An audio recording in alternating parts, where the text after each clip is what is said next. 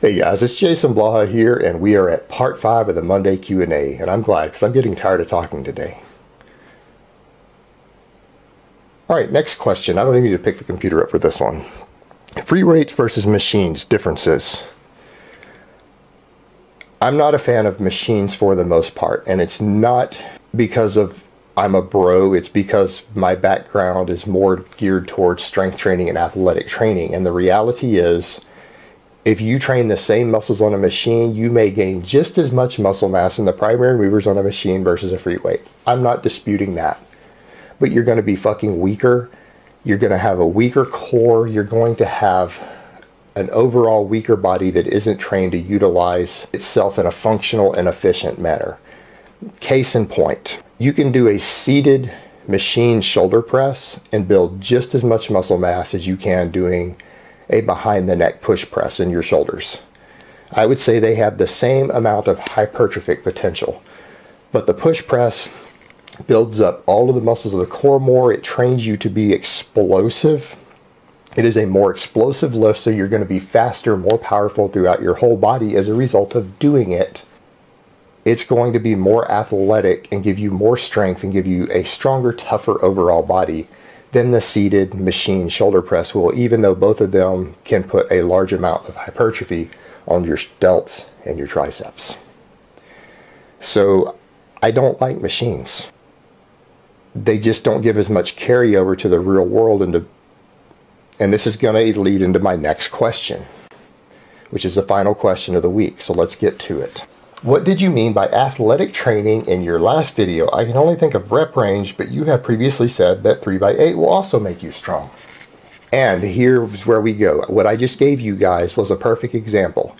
A behind the neck push press and a seated machine press both can give you the same amount of shoulder development. They both have the same potential to do so. And that's what I was talking about in that previous video.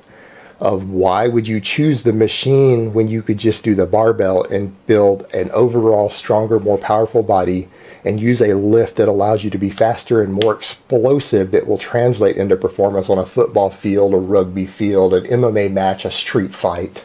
It will develop a stronger core so that when you get hit by a car, you have a slightly higher chance of surviving without your guts getting busted. It'll let you take a hit better. So why would anybody use the seated machine when they could be doing the push press? That was a perfect example. I also mean things like focusing on the explosiveness of your training. And if you guys watched the video I did, it's the last one in my training playlist of me showing you guys how to do density training. That was still metabolic work with very short breaks, guys. I'm taking like 25, 30 seconds between sets while using a moderately heavy weight for low reps. But I selected lifts that allow you to train explosively, because explosive power is what makes you athletic. Learning to utilize your full body as one unit is what makes you athletic and faster and more explosive on the field. It's what strengthens all the core and stabilizers and strengthens the muscles that you need that when you get hit to keep your balance, to keep from getting your breath knocked out, to keep from getting your guts busted. So, and you noticed in that particular video, I did a weight that I could handle for 8 to 10 reps on all those lifts, no problem whatsoever. I did 3 rep sets, but I did them very explosively.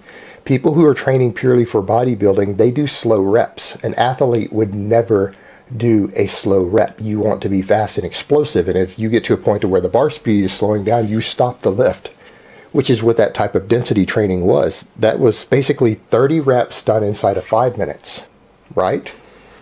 The same thing you would do if you took 1 minute break on 3 sets of 10, or a minute and a half. If you took a minute and a half between 3 sets of 10, you could do that same weight I did in the same amount of time. I've induced the same amount of metabolic fatigue and workload that someone would from hypertrophy training, but I selected lifts that allow you to lift explosively, and I did all reps with maximum bar speed and explosiveness. There were no grinders, there were no slow reps. So you recruit more muscle fibers and you train yourself to be more explosive while doing the same amount of workload.